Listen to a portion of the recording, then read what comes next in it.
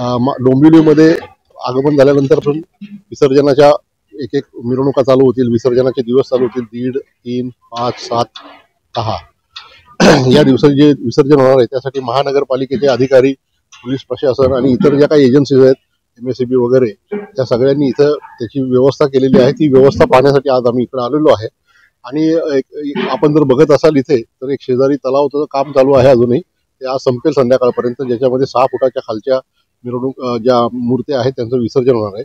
ट्रॅफिकची व्यवस्था अशी करण्यात आलेली आहे की आपण जेवढे पार्किंग आहे ते सगळं ज्या ब्रिजच्या खाली करण्यात आलेलं आहे, तिथून फक्त मूर्ती असलेली गाडी आपण इथपर्यंत सोडणार आहे आणि ती सुद्धा त्या गेटच्या बाहेरपर्यंत, तिथून ते हाताने घेऊन इथं आपण जर बघत असाल तर इकडे ते आपण टेबल लावलेले, त्या टेबलवरती पूजा अर्चा होऊन शेवटची आरती होऊन मग त्यांना ते इकडे पाठवणार आहेत। आणि मोठ्या ज्या मूर्त्या आहेत त्याच्यासाठी इथे फोर्कलिफ्ट आहेत, त्याच्यानंतर इथे हायड्रा पण ठेवलेले आहे आणि तराफे पण आहेत, शिवाय 2 बोटी यांनी ठेवलेल्या आहेत। आणि अचानक काही एखादी घटना होऊ नये याकरता इथं जीवरक्षक दल आहेत, कोळी बांधव आहेत, कोळी समाजाचे जे इथले आपले बांधव जे विसर्जनासाठी आपल्याला मदत करत असतात ते पण सज्ज आहेत। फायर ब्रिगेड आहे, MSEBचे अधिकारी पण आहेत। आणि आपण जर बघितलं तर इथे एक 15 CCTV कॅमेरे पण आपण लावलेले आहेत।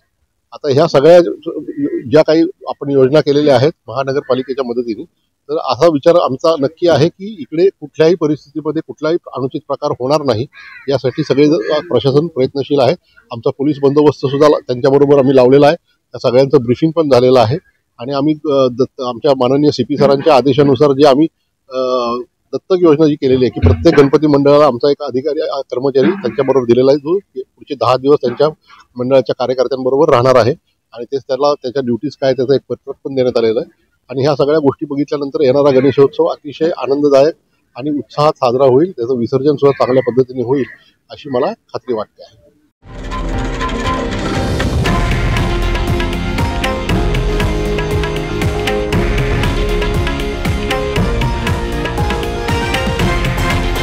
हे आहे देशातील नंबर 1 न्यूज नेटवर्क आणि आपण पाहत आहात TV9 मराठी, एकमेव।